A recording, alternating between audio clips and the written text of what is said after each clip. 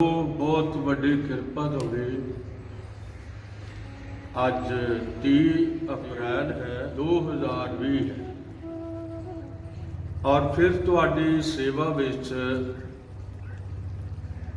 प्रभु का वचन लैके हाजिर होया हाँ कि आओ असी लिखतां नूं पढ़ना शुरू करांगे जो परमेश्वर के वचन के अंदर है। पहला शमूएल 3 अध्याय और उसकी 6वीं आयत तुहाडे सामने शुरू करता हाँ। लिखा है, यहोवा ने शमूएल नूं फिर सद्या अते शमूएल उठ के एली कोल गया अते आख्या, मैं हाजिर हाँ जो तू मैनू सद्या। उसने आख्या, ये मेरे पुत्र मैं तो नहीं सद्या, फिर लम्मा पैरो। पर शमूएल ने अजे यहोवा नू नहीं सी स्याता अते ना ही यहोवा दी बाणी उस उत्ते प्रगट हुई सी। फिर यहोवा ने तीजी बार शमूएल नू सद्या अते उठ के एली कोल गया और आख्या, मैं हाजिर हाँ मैं हाजिर हाँ तू जो मैनू सद्या है। तद एली ने जाता कि यहोवा ने इस मुंडे नू सद्या है। तद एली ने शमूएल नू आख्या, जा लम्मा पैरो अते अजिहा होवेगा भाई जाओ तेनू सदे तां ओनू आखी, ए यहोवा फरमा तेरा दास सुनदा है। सो शमूएल अपनी थां ते जा पिया। तद यहोवा आ खलोता अते अगे मंगो ओनू सद्या, शमूएल शमूएल। तद शमूएल बोलिया, फरमा क्यों जो तेरा दास सुनदा है। इस बुलावे नू इस सद्दे नू असीं इंग्लिश विच गॉड कॉलिंग कहंदे हां, जाने कि परमेश्वर दा सिद्धा बुलाया होया एक आदमी जिस नू परमेश्वर ने आप बुलाया हो। मेरे अजीजो, नबियां नू खुदा आप बुलाउंदा सी और वो परमेश्वर दे सद्दे हुए हुंदे सन। मैं सच्चे नबियां दी गल करदा हां, झूठे नबियां नू कोई भी नहीं बुलाउंदा, फिर भी वो कहंदे असीं नबी हां। मेरे अजीजो, प्रभु तुहानू बहुत वड्डी किरपा दवे। तो जिस दिन तो खुदा ने यहोवा परमेश्वर ने शमूएल नू सदा दिता, उस दिन तो असी वेखते हैं कि शमूएल भावें अजे छोटा लड़का ही सी, पर उसने क्या, हे यहोवा फरमा तेरा दास सुनदा है। मैं दसना चाहता हाँ कि एक समा सी जदों खुदा नबियां दे विचों दी अपनी प्रजा इसराइल नाल गल्लां करदा सी और नबी जिहड़े सन उन्हां नाल खुदा बोलदा सी और नबी अगे इसराइल नाल बोलदे सी। ਇਹ उदों तक होया जद तक राजां दी सेवा शुरू नहीं हुई। तो मेरे अजीजो, राजां दी जिहड़ी सेवा है वो नबियां दी सेवा नहीं है। जो नबियां दी मतलब जो रसूलां दी सेवा है वो नबियां दी सेवा दे नाल रलदी है। और किथे जाके रलदी है, मैं एक चीज नूं लांभे करना चाहुंदा हां ਔਰ ਇਹ ਦੋ ਚੀਜ਼ਾਂ ਨੂੰ ਮੈਂ ਤੁਹਾਡੇ ਸਾਹਮਣੇ ਰੱਖਣਾ ਚਾਹੁੰਦਾ।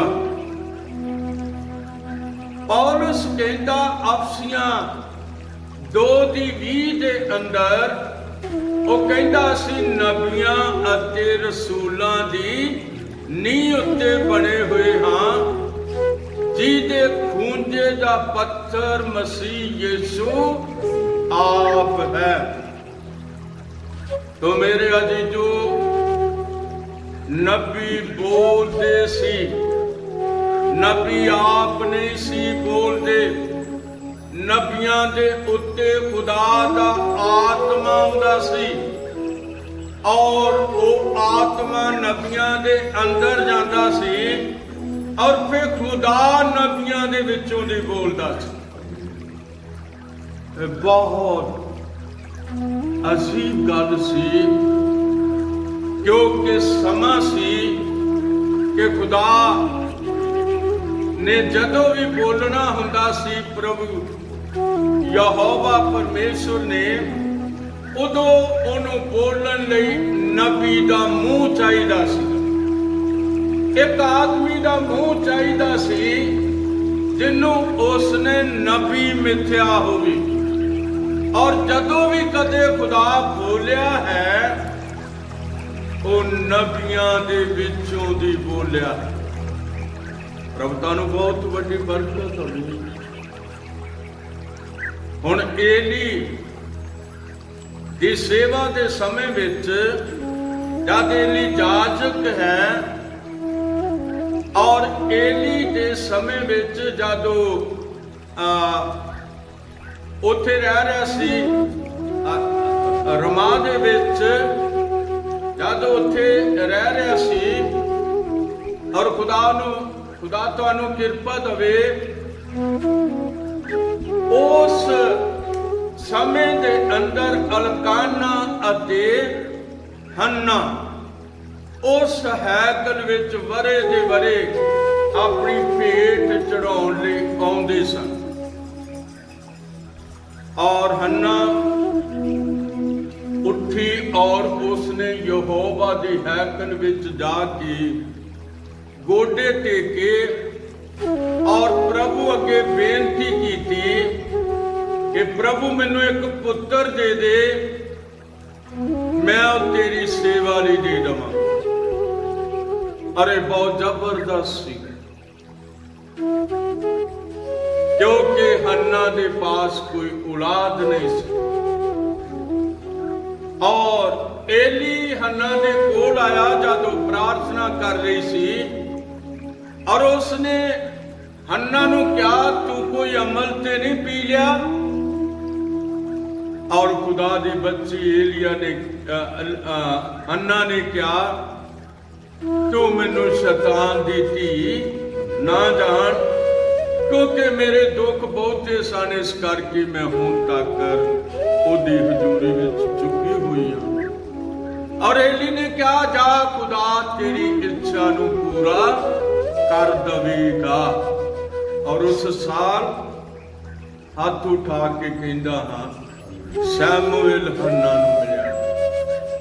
ਜਦ ਸੈਮੂਅਲ ਮਿਲਿਆ ਹੈ, और सैमुअल छोटा ही है और हन्ना उसनू लैके एली जाजक दे कोल छड्डण आई है। और एली दे दोनों पुत्र जिहड़े सन वो सेवा दे जोग नहीं सन और खुदा उन्हां एली दे पुत्रां तो नफरत करदा सी, क्योंकि उन्होंने जीवन खुदा की हजूरी च साफ नहीं सन।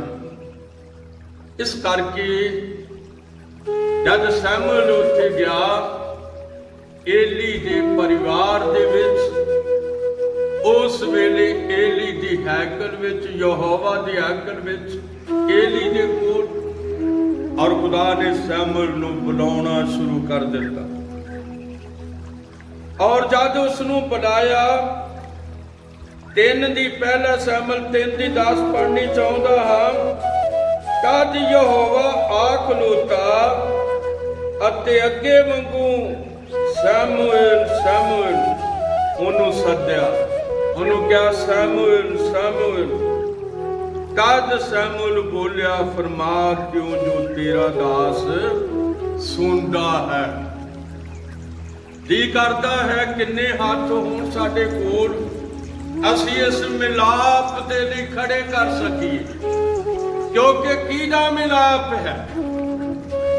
ਸ਼ਮੂਏਲ ਤੇ ਯਹੋਵਾ ਦਾ ਮਿਲਾਪ। ਔਰ ਯਹੋਵਾ ਜ਼ਮੀਨ ਅਤੇ ਆਸਮਾਨ ਦਾ ਮਾਲਕ ਹੈ। ਪਰ ਸ਼ਮੂਏਲ ਹੰਨਾ ਦਾ ਬੇਟਾ ਹੈ, ਜਿਸ ਨੂੰ ਹੰਨਾ ਨੇ ਯਹੋਵਾ ਦੇ ਕੋਲੋਂ ਮੰਗਿਆ ਸੀ। ਪ੍ਰਭੂ ਤੁਹਾਨੂੰ ਬਹੁਤ ਵੱਡੀ ਬਰਕਤ ਦੇਵੇ। ਸਾਡਾ ਸਮਾਂ ਜਿਹੜਾ ਹੈ ਇਹ ਛੇਤੀ ਛੇਤੀ ਨਿਕਲ ਜਾਂਦਾ ਹੈ, ਪਰ ਮੈਂ ਵੀ ਛੇਤੀ ਕਰਾਂਗਾ ਕਿ ਤੁਹਾਨੂੰ ਇਸ ਅਧਿਆਏ ਦੇ ਵਿੱਚ ਲੈ ਕੇ ਜਾਵਾਂ। ਔਰ ਹੁਣ ਯਹੋਵਾ ਪਰਮੇਸ਼ਰ ਸ਼ਮੂਏਲ ਦੇ ਜ਼ਰੀਏ ਇਸਰਾਈਲ ਦੇ ਉੱਤੇ ਰਾਜ ਕਰਦਾ ਸੀ। ਯਹੋਵਾ ਸ਼ਮੂਏਲ ਦੇ ਵਿੱਚੋਂ ਦੀ ਬੋਲਦਾ ਸੀ। ਪਰ ਜਦ ਲੋਕਾਂ ਨੇ ਵੇਖਿਆ ਏਲੀ ਦੇ ਦੋਨੋਂ ਬੱਚੇ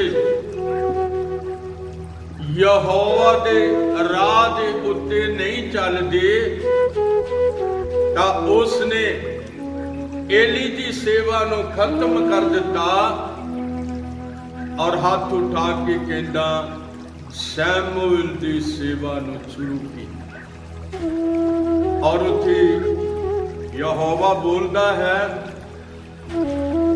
ਇਹਦੇ ਵਿੱਚੋਂ ਦੀ ਸ਼ਮੂਏਲ ਦੇ ਮੂੰਹ ਦੇ ਵਿੱਚੋਂ ਦੀ ਬੋਲਦਾ ਹੈ। ਯਹੋਵਾ ਪਰਮੇਸ਼ਰ ਬੋਲਦਾ ਹੈ ਔਰ ਸ਼ਮੂਏਲ ਦੇ ਮੂੰਹ ਦੇ ਵਿੱਚੋਂ ਦੀ ਬੋਲਦਾ ਹੈ। ਔਰ ਫਿਰ ਸ਼ਮੂਏਲ ਨੂੰ ਖੁਦਾ ਇਸਤੇਮਾਲ ਕਰਦਾ ਹੈ। ਇੱਕ ਦਿਨ ਦੀ ਗੱਲ ਹੈ, ਮੈਂ ਤੁਹਾਡੇ ਸਾਹਮਣੇ ਸ਼ਮੂਏਲ ਪਹਿਲਾ ਸ਼ਮੂਏਲ 8 ਦੀ 6 ਆਇਤ ਪੜ੍ਹਨੀ ਚਾਹੁੰਦਾ। ਔਰ ਇੱਥੇ ਲਿਖਿਆ 8 ਦੀ 6 ਦੇ ਅੰਦਰ, ਪਰ ਉਹ ਗੱਲ ਜੋ ਉਹਨਾਂ ਨੇ ਆਖੀ, ਭਾਈ ਸਾਡੇ ਲਈ ਇੱਕ ਬਾਦਸ਼ਾਹ ਠਹਿਰਾ ਦੇ ਜੋ ਸਾਡਾ ਨਿਉ ਕਰੇ, ਸ਼ਮੂਏਲ ਨੂੰ ਮਾੜੀ ਲੱਗੀ। ਅਤੇ ਸ਼ਮੂਏਲ ਨੇ ਯਹੋਵਾ ਅੱਗੇ ਬੇਨਤੀ ਕੀਤੀ, ਤਾਂ ਯਹੋਵਾ ਨੇ ਸ਼ਮੂਏਲ ਨੂੰ ਆਖਿਆ, ਲੋਕਾਂ ਦੀ ਆਵਾਜ਼ ਵੱਲ ਅਤੇ ਉਹਨਾਂ ਸਭਨਾਂ ਗੱਲਾਂ ਵੱਲ ਜੋ ਉਹ ਤੈਨੂੰ ਆਖਣ ਕੰਨ ਲਾ, ਕਿਉਂ ਜੋ ਉਹਨਾਂ ਨੇ ਤੈਨੂੰ ਨਹੀਂ ਛੱਡ ਦਿੱਤਾ, ਬਲਕਿ ਉਹਨਾਂ ਨੇ ਮੈਨੂੰ ਤਿਆਗ ਦਿੱਤਾ ਹੈ। ਭਾਈ ਮੈਂ ਉਹਨਾਂ ਦੇ ਉੱਤੇ ਰਾਜ ਨਾ ਕਰਾਂ। तो नबी त्यागे जाने शुरू हो गई और एक बंदा राज करने दे लई लोकां ने मंग लिया एक राजा। और फिर वो राजे नूं लभण लगे भी राजा कौन होवेगा। और राजा साउल उन्हां विच आ गया। साउल ने शमूएल ने साउल नूं मसा कर दिता और वो अपने राजा वल वेंदे सी। साडा राजा किन्ना उच्चा लंबा है, साडा राजा किन्ना सोहना है, साडा राजा साडे उत्ते राज करेगा, जो आखेगा वो असीं करांगे। पर मेरे अजीजो, जो कुछ यहोवा कह रहा सी इस गल नूं उन्हां ने छड्ड दिता, उन्हां ने शमूएल नूं छड्ड दिता। और यहोवा ने गवाही दिती, यहोवा परमेश्वर ने उन्हें कहा शमूएल इन्हां ने तैनूं नहीं छड्डिया बल्कि इन्हां ने मैनू छड्ड दिता है भाई मैं इन्हां दे उत्ते राज ना करां। किस तरीके नाल खुदा नूं छड्ड दिता जांदा है और मनुखां नूं खुदा दी थां दे उत्ते बिठाया जांदा है। और यही दुखदाई दी गल है जदों असीं एक मनुख नूं अपना राजा मानते हाँ और उन्होंने अपन सब चीज़ों का मालिक मानते हाँ और सब चीज़ों का मालिक तो यहोवा परमेश्वर है।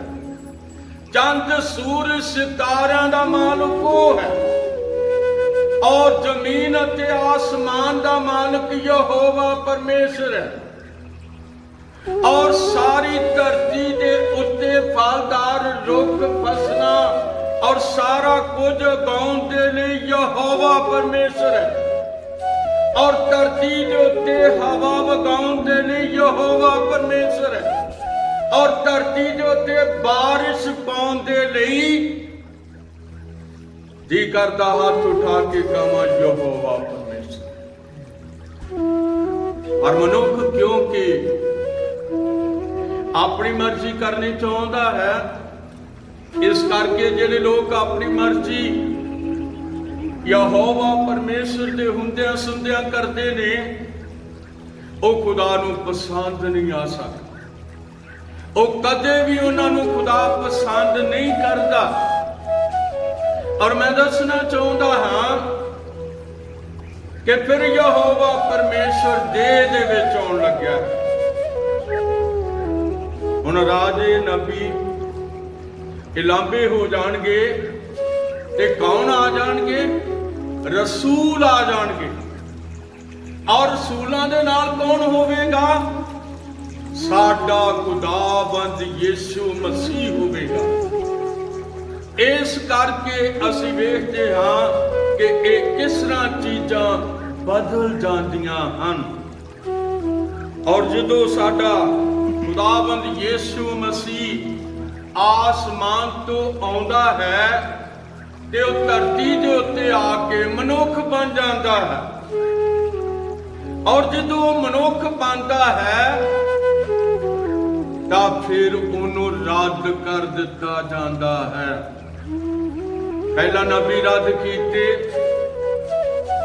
और फिर यहोवा परमेश्वर देह विच आया ते उन्हों रद्द कर दिता और अपने वास्ते उन्होंने कई अहुदे बना लए। हुण असीं देखते हाँ उन्होंने जिन्हां दी जेड़े उडीक कर रहे सन कि साडा यहोवा परमेश्वर साडा मसीहा आ रहा है।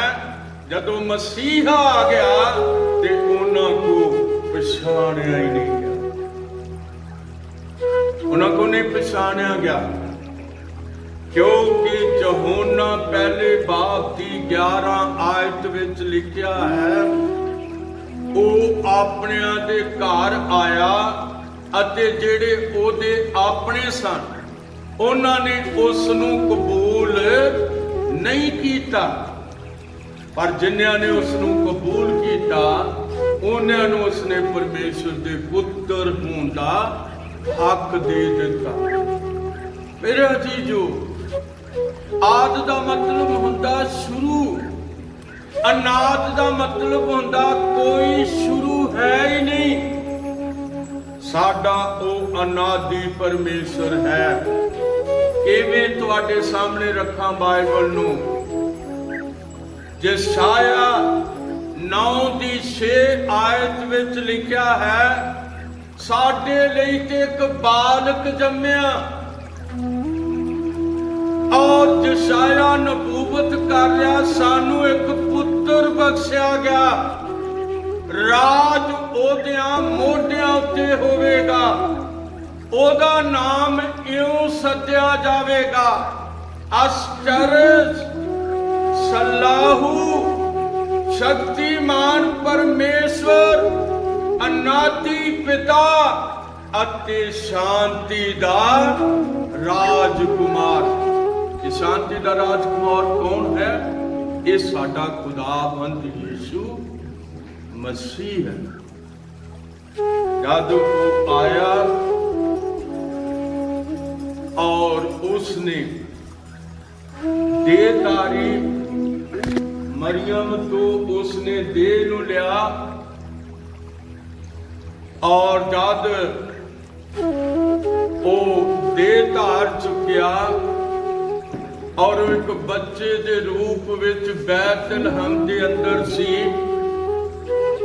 और जद वो बैतलहम के अंदर सी ते मैं तुहाडे सामने एक आयत पढ़नी चाहुंदा हां छेती छेती। एक दूत उन्हां दे कोल आ खलोता अते प्रभु दा तेज उन्हां दे चुफेरे चमकिया अते वो बहुत ही डर गए। तद दूत ने उन्हां नूं आख्या ना डरो, क्योंकि वेखो मैं तुहानू एक वड्डी खुशी दी खबर सुनाउंदा हां जो सारी प्रजा दे लई होवेगी। भाई दाऊद दे नगर विच अज तुहाडे लई एक मुक्ति दाता पैदा होया है, जेड़ा मसीह प्रभु है। हालेलुया। एक मुक्तिदाता पैदा होया जो साडा मसीह प्रभु है। अते तुहाडे लई ये पता है कि तुसी एक बालक नूं कपड़े विच लपेटिया खुरली दे विच मतलब पिया देखोगे तां एकदम स्वर्ग दी फौज दा एक जथा उस दूत दे नाल हो के परमेश्वर की उस्तत करदा अते कहंदा सी परम धाम विच परमेश्वर की वडियाई अते धरती उत्ते शांति उन्हां लोकां नाल, उन्हां लोकां विच जिन्हां नाल ओ प्रसन्न है। आ सानू वेखना चाहिदा है साडी जिंदगी नाल खुदा खुश है कि साडे कोल ऐसी जिंदगी है कि असी खुश हाँ कि असी शांति दे राजकुमार दे नाल चल रहे हाँ। क्यों जो साडा मसीहा हालेलुया ओ शांति दा राजकुमार होवेगा और वो शांति दा राजकुमार होया। और किस तरह वो लोकां नूं शांति देंदा सी और किस तरह वो अन्यां दीयां अखां खोलदा सी। जदों अखां खुल जांदियां सन अन्ना शांति पाउंदा सी। जदों लंगड़े चल पैंदे सन वो बड़े शांत हो जाते सन, वो खुशी नाल उछलते फिरते सन क्योंकि धरती दे उत्ते शांति दा राजकुमार आ चुकिया सी। प्रभु तुहानू बहुत बड़ी बरकत होवे। हुण असीं वेखदे हां कि उन्होंने एक राजा मंग लिया। राजे जिहड़े सी वो पिछे चले गए और मैं दसना चाहता हाँ कि वो पिछे चले गए। हुण ते यीशु मसीह गलील दी झील दे कंढे है। पहला वो नासरत विच सी। कौन? यहोवा परमेश्वर दे अंदर। पहला किथे सी? वो बैतलहम विच सी। और बैतलहम जो किधर नूं गया? वो मिस्र नूं गया। और मिस्र तो फिर किधर आया? वो नासरत विच आया क्योंकि लिखा होया वो नासरी अखवावेगा। और जदों यूहन्ना बपतिस्मा देने वाला फड़िया गया और यीशु मसीह ने नासरत छड़ दिता क्योंकि यूहन्ना जदों फड़िया गया उसकी सेवा बंद हो गई, उसका प्रचार बंद हो गया ते यूहन्ना बपतिस्मा देने वाले दे मगरों प्रचार कीदा है? हथ उठा के आखांगे यीशु मसीह दा। और फिर वो कफरनाहूम विच आ गया जिथे यीशु मसीह अपने चेलियां नाल रहिंदा सी। कफरनाहूम दे अंदर मैं उस कफरनाहूम दे अंदर गया हाँ। ये 27 मई 2012 ये दोपहर का वक्त सी ਔਰ ਯਾਦ ਰੱਖੋ ਅਸੀਂ ਗਲੀਲ ਦੇ ਕੰਢੇ ਤੋਂ ਜਿੱਥੇ ਸੈਂਟ ਪੀਟਰਸ ਹੋਟਲ ਸੀ, ਉੱਥੋਂ ਅਸੀਂ ਰੋਟੀ ਖਾ ਕੇ ਤੇ ਅਸੀਂ ਕਫਰਨਾਹੂਮ ਵੱਲ ਚਲੇ ਗਏ। ਔਰ ਫਿਰ ਕਫਰਨਾਹੂਮ ਦੇ ਅੰਦਰ ਅਸੀਂ ਘੁੰਮੇ, ਕਿਉਂਕਿ ਯਿਸੂ ਮਸੀਹ ਨੇ ਕਿਹਾ ਸੀ, हे ਕਫਰਨਾਹੂਮ ਤੂੰ ਸਮੁੰਦਰ ਵਿੱਚ ਚਲਾ ਜਾਏਗਾ, ਕਿਉਂਕਿ ਜਿਹੜੇ ਕੰਮ ਤੇਰੇ ਵਿੱਚ ਵਿਖਾਏ ਗਏ, ਜੇ ਕਦੇ ਉਹ ਸਦੂਮ ਤੇ ਅਮੂਰਾ ਵਿੱਚ ਵਿਖਾਏ ਜਾਂਦੇ ਤੇ ਉਹ ਤੌਬਾ ਕਰ ਜਾਂਦੇ, ਪਰ ਤੂੰ ਪਰਵਾਹ ਨਹੀਂ ਕੀਤੀ। ਮੇਰੇ ਅਜ਼ੀਜ਼ੋ, ਕਫਰਨਾਹੂਮ ਦੇ ਵਿੱਚੋਂ ਯਿਸੂ ਮਸੀਹ ਨੇ ਚੇਲਿਆਂ ਨੂੰ ਚੁਣਿਆ। ਪਾਤਰਸ, ਇੰਦਰਿਆਸ, ਕਫਰਨਾਹੂਮ। ਔਰ ਯਾਦ ਰੱਖੋ, ਫਿਰ ਫਿਲਿਪਸ ਕਫਰਨਾਹੂਮ, ਮੱਤੀ ਕਫਰਨਾਹੂਮ, ਔਰ ਯਾਦ ਰੱਖੋ ਇੱਕ ਦੋ ਹੋਰ ਜਾਣੇ, ਇਹ ਸਾਰੇ ਕਫਰਨਾਹੂਮ ਵਿੱਚ। ਔਰ ਜਦੋਂ ਮੱਤੀ ਚੇਲਾ ਬਣ ਗਿਆ, ਯਿਸੂ ਮਸੀਹ ਨੇ ਕਿਹਾ ਮੇਰੇ ਪਿੱਛੇ ਹੋ ਤੋਰ, ਔਰ ਉਹਨੇ ਕਿਹਾ ਪ੍ਰਭੂ ਜੀ ਜੇ ਇਜਾਜ਼ਤ ਹੋਵੇ ਤੇ ਤੁਹਾਡੇ ਲਈ ਇੱਕ ਵੱਡੀ ਦੌਲਤ ਕੀਤੀ ਜਾਵੇ। ਔਰ ਉਸ ਦੌਲਤ ਵਿੱਚ ਮਸੂਲੀਏ ਆਏ, ਕਿਉਂਕਿ ਮੱਤੀ ਮਸੂਲੀਆਂ ਦਾ ਸਰਦਾਰ ਸੀ, ਮਸੂਲੀਆ ਸੀ।